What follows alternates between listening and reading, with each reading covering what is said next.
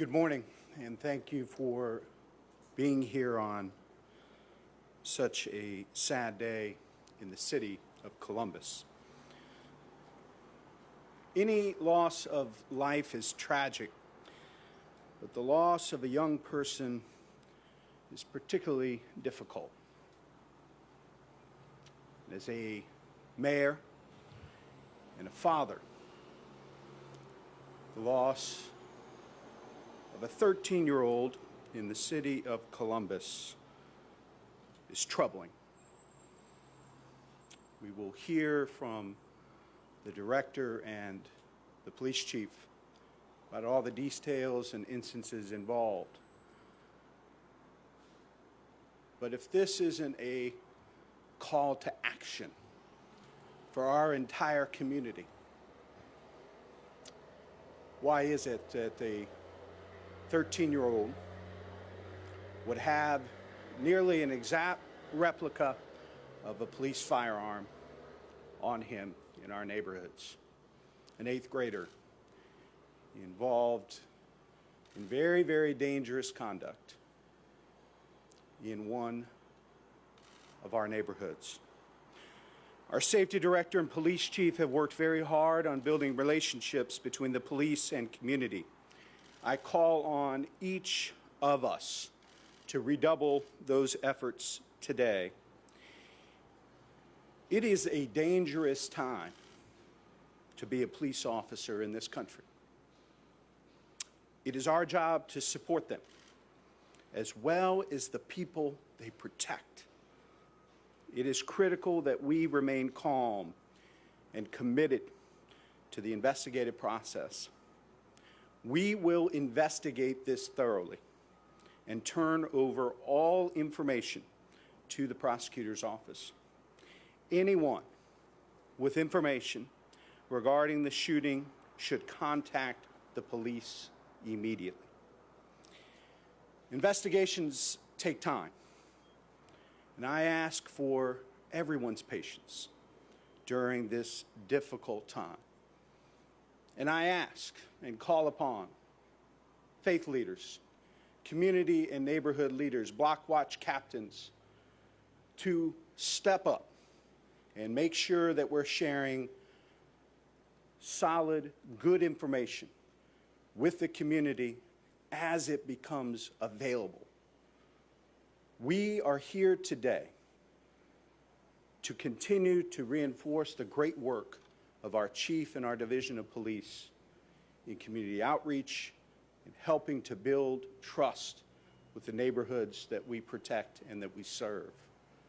But it's absolutely critical that those neighborhoods and those neighborhood leaders step up to work with us to make sure we remain the safest big city in America. Our thoughts and prayers are with everyone involved. Chief Jacobs will come forward at this point to provide additional information. Chief. I also want to share the mayor's words. We consider it a tragedy when something like this happens, and I express my condolences to the family of the young man. This is the last thing that a police officer wants to do in their career.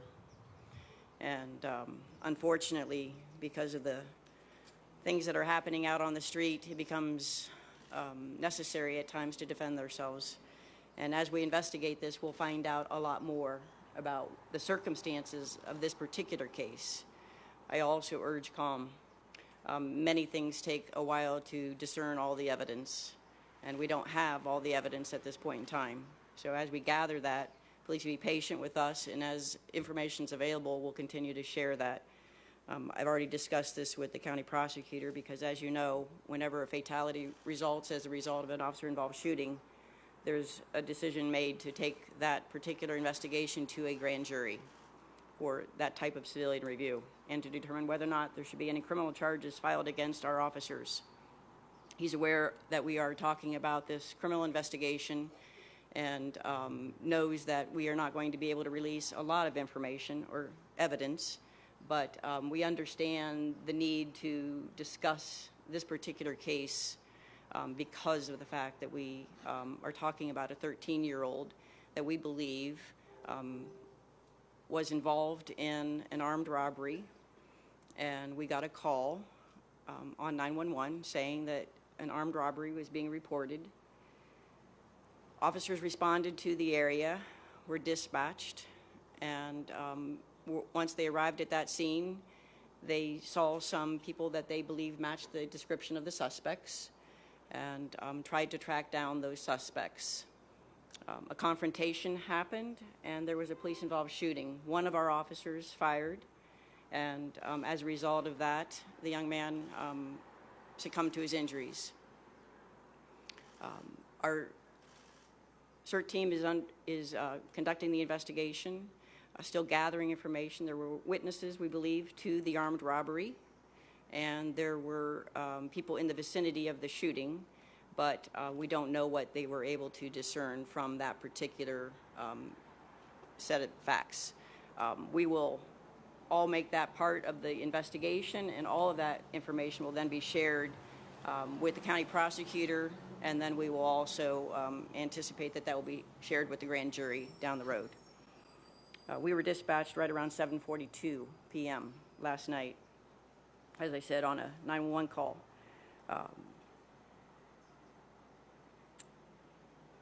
The officers responded from various different locations and arrived as they were coming in, and did get out on foot. The young man's name was Tyree King, and he's 13 years old, as I said. We will continue to do this. Let me explain a little bit about the process. So the CERT team will conduct a very thorough investigative process. They've already been in contact with the prosecutor's office with regard to the type of evidence that they might be interested in, and that is an ongoing process every single time. Once the investigation is complete, the prosecutor will present that to a grand jury, and the grand jury will then decide whether or not criminal charges should be filed. If that's the case, then it will proceed through court. If that is not the case, if they do not find that the officer committed a crime, then it will come to the Division of Police for administrative review. It is first reviewed by 3 commanders who have been specially trained to review such packages. And then after that review, it goes to the officer's chain of command, and it will come to at least a deputy chief, depending on what kind of decision is being made on that. We also have things in place to determine when officers are involved in this, that we put them on administrative leave. So the officer involved will be off of work on administrative leave for about a week, and our policies require him to see a police psychologist before he returns to work. In addition to that, we'll make sure that, considering the circumstances of this young man being 13, that that is also taken into consideration with regard to his mental state. I know that some of the officers at the scene were very disturbed about the fact that here we are out at this time of the night chasing armed 13-year-olds. So that's the type of information that we have available at this time. I believe Director Pettis is going to answer some questions for you with my assistance, and as more information is available, we will share that. Everybody within the city's team, the mayor's team, are reaching out to people within the community, faith leaders, neighborhood leaders, to try to make sure that we maintain some calm here. As I said, things take time, and we need to make sure that we give this time. We want to have all of the right answers, not quick answers. What you need to know from me is that I will not let an officer out on the street to perform their job if I don't trust them to be capable of doing so. And so I will make sure that if that type of a arrangement needs to be made, that it will be done. I've given previous instructions to everyone in our chain of command that does these investigations that if you have the slightest reason to believe that I need to be worried about their ability to effectively do their job, then you need to let me know as soon as possible. So that's what I ask of you in the community, is to trust that we will make decisions in the best interest of our community. And one last thing is, this is our 13th police-involved shooting this year. 5 of those have resulted in fatalities of the people that we shot. 1 of those resulted in a line-of-duty death for Officer Stephen Smith. Director Pettis? Would you show the image of the... Oh, I forgot. So we were sent on an armed robbery last night, and the victim, or the witnesses and the victim, said that a gun had been used. We found a gun at the scene near the suspect that we were trying to apprehend, and this is what that gun looked like.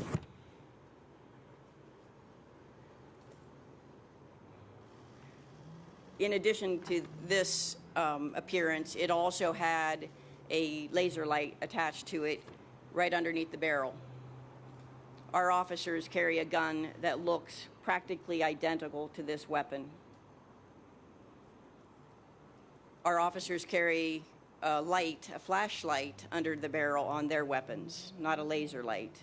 But this is not the weapon. This is a replica of the exact weapon that we found at the scene last night.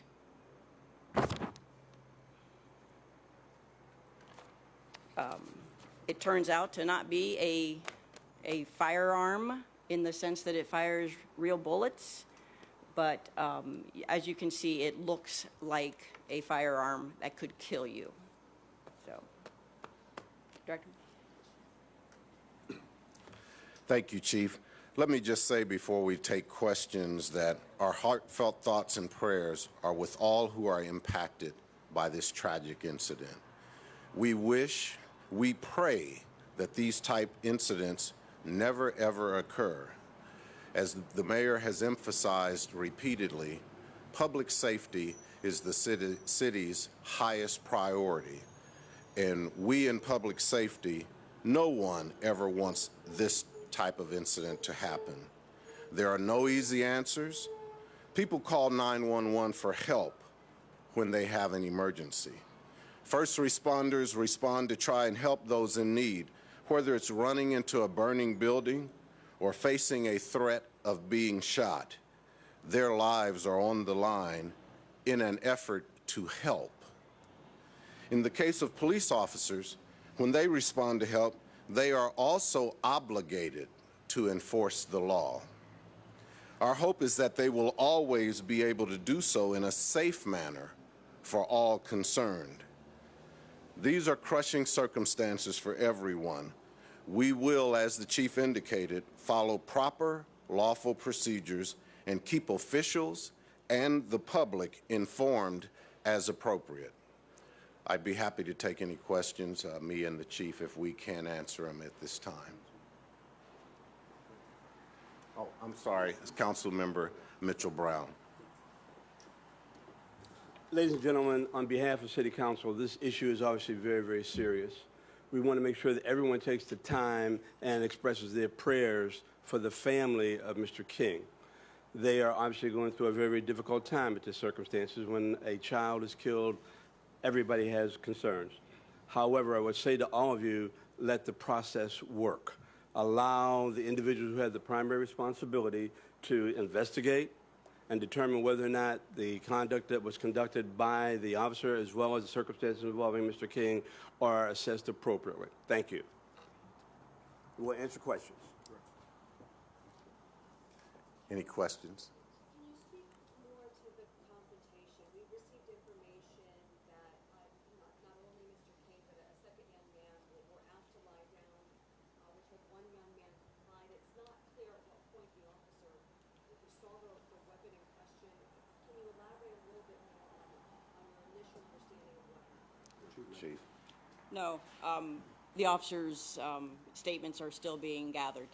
And so we don't have that. That's the kind of information that typically will wait until the grand jury. While I have you, can you also speak to the mindset of the officer's former spouse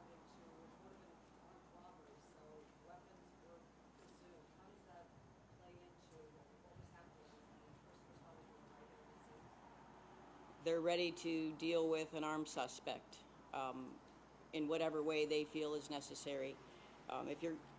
If you're the first one there, you might go directly to the victim and say what happened.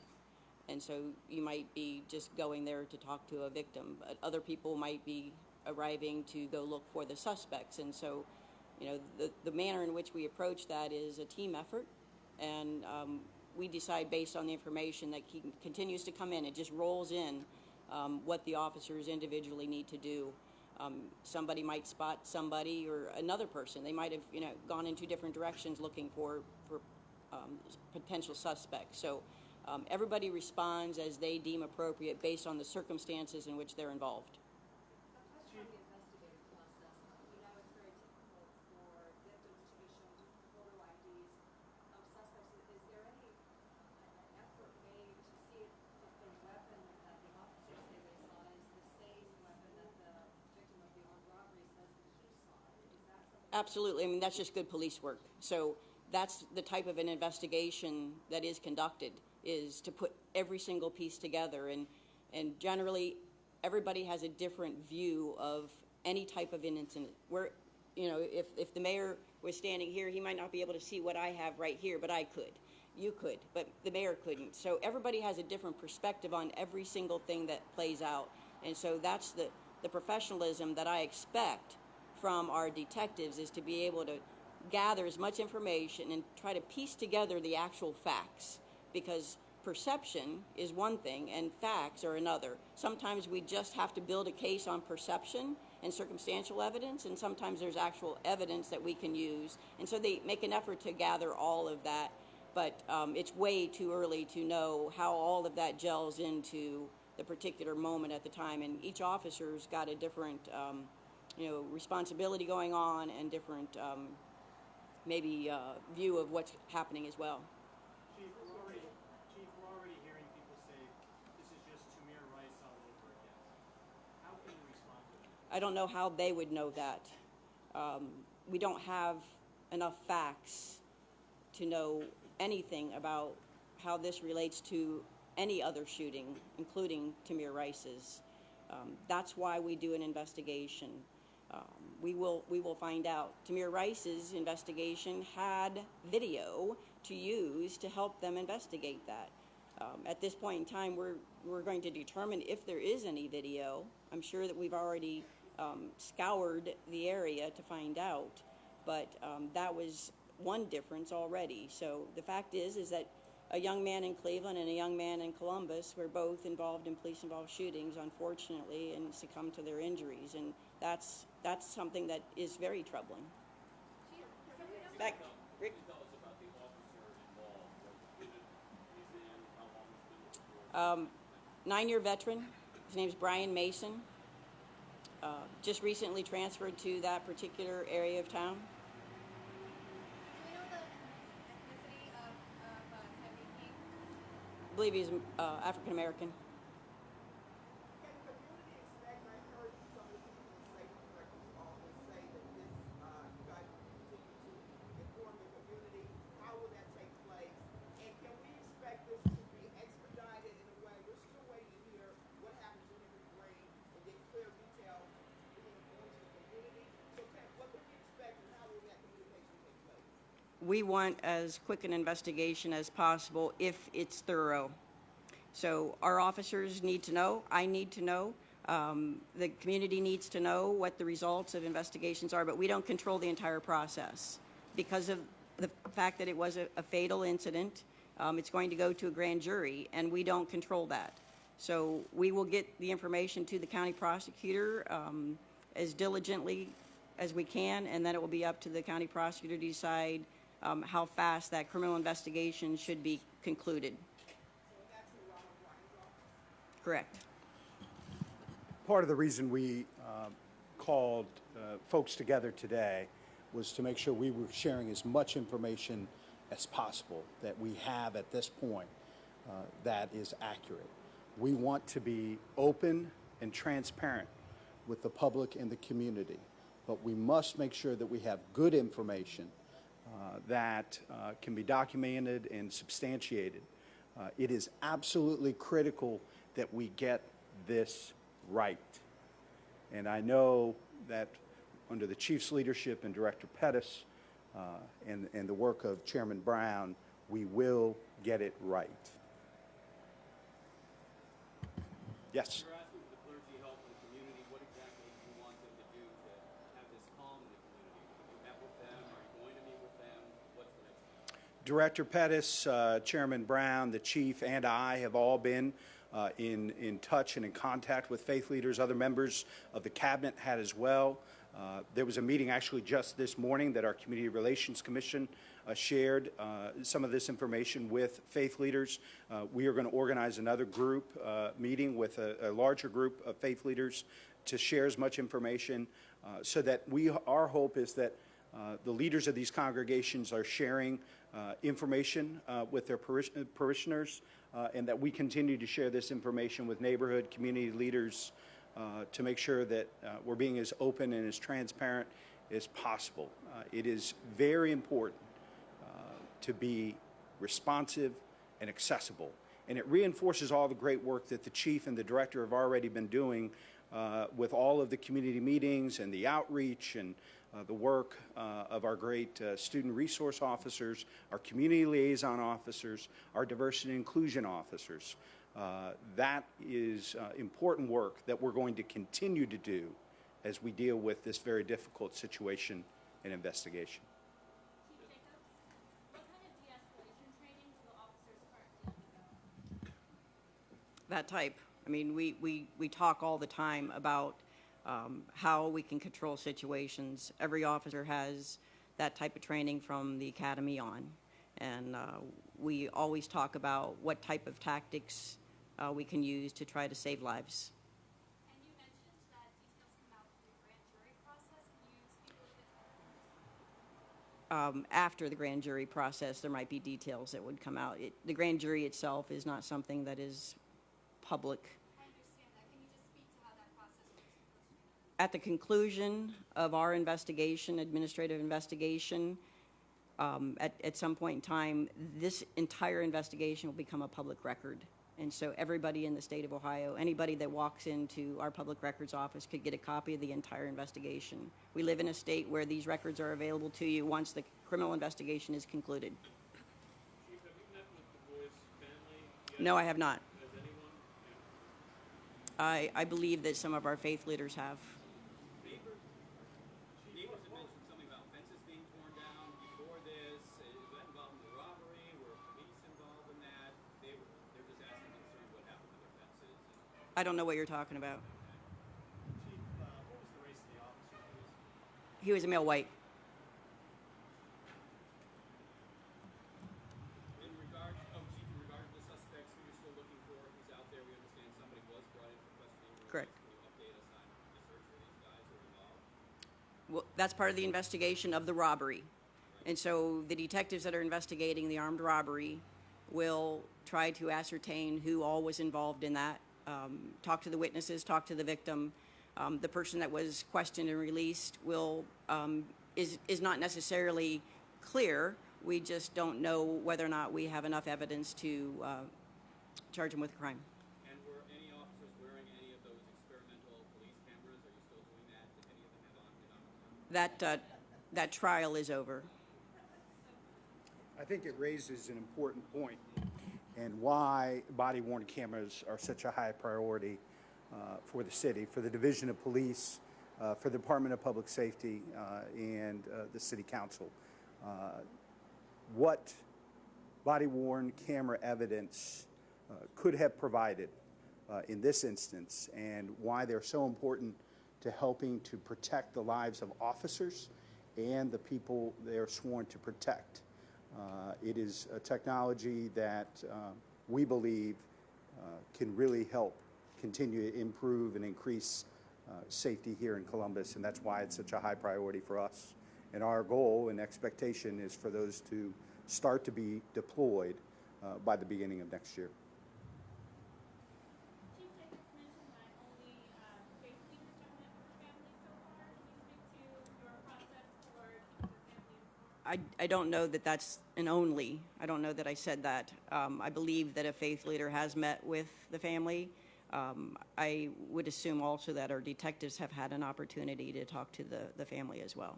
Mayor Ginsburg, what's your process for keeping the family?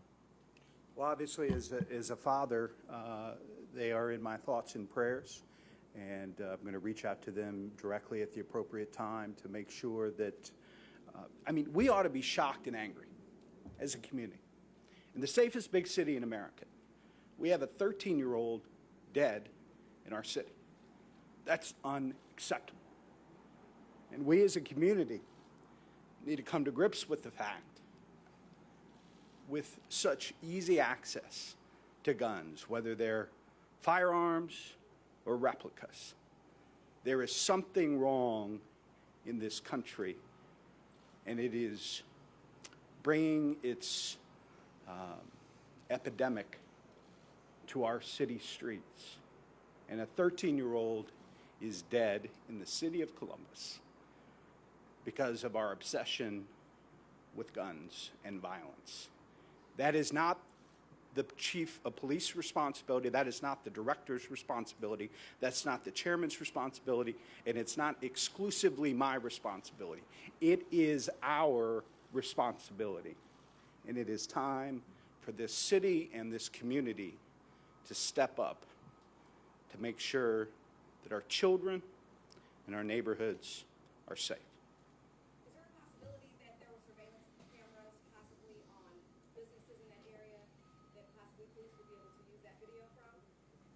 Chief, anything? That is all part of the investigation, that we always do a check for any type of video evidence that might be available. We do that on a robbery that happens at a UDF. We do it every single time we're investigating a crime of this nature. We're always going to look for every bit of evidence that we possibly can. Detectives already know to look up when they're at a scene. They don't just look at the ground, they look everywhere. And of course, when there's people in the area, we ask them whether or not anything was caught on a cell phone as well. Closing out, we would like to remind the public that if anyone has any information that might be helpful in this investigation, please report it to us, including any cell phone video that anyone might have, because it is our goal to be open and transparent as we continue to keep our 222 square miles in our city, our 820,000 plus people safe. So thank you. Thanks, Chief. Great. Okay.